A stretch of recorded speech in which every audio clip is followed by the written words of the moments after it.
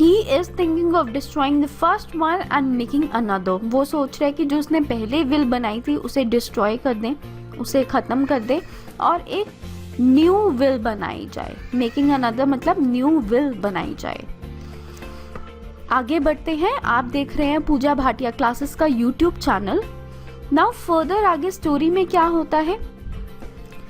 Mrs letter जो होती हैं वो एबल को यानी कि अपने फादर को रिक्वेस्ट करती है कि उन पे हार्श ना हो.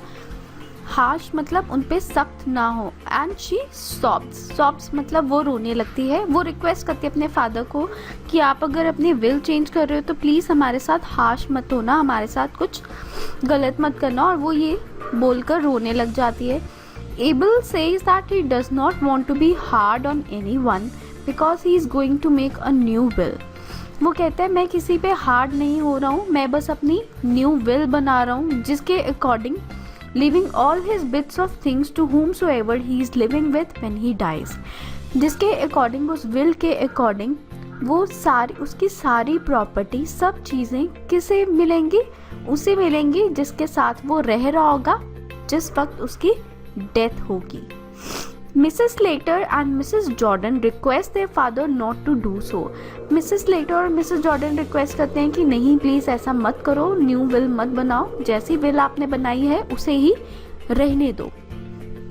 बेन भी रिक्वेस्ट करते हैं Abel says that he has to go to live with one of his daughters. और वो भी ये कहते हैं कि आपको अपनी किसी एक डॉटर के साथ ही रहना चाहिए, आपको रहना पड़ेगा. But Abel says that on next Monday he has got to do 3 things. वो कहते हैं मुझे नेक्स्ट मंडे मुझे कुछ 3 इम्पॉर्टेंट काम करने हैं. अब ये 3 इम्पॉर्टेंट काम क्या हैं हम आगे देखते हैं. First he will go to his lawyer and change his will. सबसे पहला काम वो अपने लॉयर के पास जाएगा और अपनी विल को चेंज करेगा. Second he will go to the insurance office and pay his premium. Second काम क्या होगा, वो इंश्योरेंस ऑफिस जाएगा और प्रीमियम पे करेगा अपने इंश्योरेंस का. प्रीमियम क्या होता है, जब इंश्योरेंस ली जाती है तो every month you have to give some amount, वो उसे हम प्रीमियम कहते हैं, उस अमाउंट को प्रीमियम कहते हैं. And third is that he will go to Saint Philips church and get married. और थर्ड काम उसे क्या करना है कि वो चर्च में जाके शादी कर लेगा. Ben and Henry are surprised to hear about the impending marriage of Abel. तो जैसे ही वो शादी की बात सुनते हैं वो बहुत ज़्यादा हैरान हो जाते हैं. Impending का क्या मतलब होता है? Impending मतलब close to happen, जो अभी होने वाली है, about to happen, that is impending. Mrs. Jordan is also surprised while Mrs. Slater says that he is out of his senses. Mrs. Jordan भी ये बात सुन के, मैरिज की बात सुन के बहुत ज़्यादा सरप्राइज हो जाती हैं, हैरान रह जाती हैं.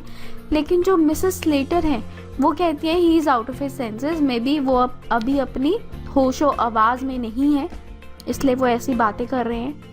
Mrs. Slater asked the name of the lady to whom he is going to be married. Further, Mrs. Slater पूछती हैं उस लेडी का नाम जिससे एबल शादी करना चाहते हैं. एबल रिप्लाई करते हैं कि वो किससे शादी करेंगे, मिसेस जॉन शेरॉक से. अब मिसेस जॉन शेरॉक कौन है, जो रिंगो बेल्स पब है, रिंगो बेल्स एक पब का नाम है, एक क्लब है, वो उसे चलाती हैं, उसकी ओनर है. And he goes out saying that he is too much of a burden for them and adds that he wished to see them at a ceremony. Further, Abel जो ग्रैंडफादर हैं वो क्या कहते हैं कि मुझे ऐसा लगता है कि मैं तुम्हारे लिए एक बर्डन हूँ. और वो ये भी कहते हैं मैं चाहता हूँ कि तुम सब सेरेमनी में आओ. किस सेरेमनी में, वेडिंग सेरेमनी में. वो फर्दर एमिलिया को कहते हैं कि अच्छा हुआ कि तुम ब्यूरो को नीचे ले आई. वो क्योंकि एबल के रूम से वो नीचे लिविंग रूम में ब्यूरो को ले आती हैं. अच्छा हुआ तुम ब्यूरो को डाउनस्टेयर्स ले आई, नीचे ले आई.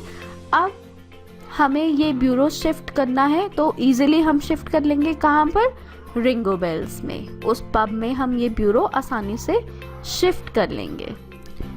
So this was the brief summary of this play. If you have any question, any doubt, please feel free to put it in the comment box below.